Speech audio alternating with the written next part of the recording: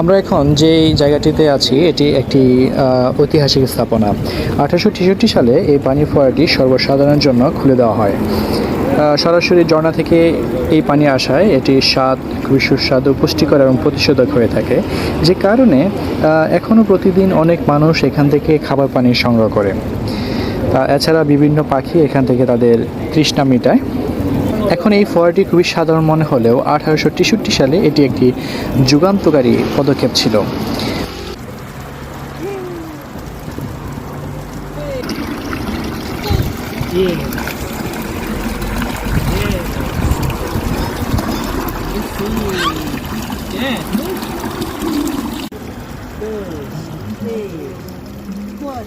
জলধারে রয়েছে ভিন্ন রং এবং নানান প্রজাতির মাছ, যা এর সৌন্দর্যকে আরও বৃদ্ধি করেছে।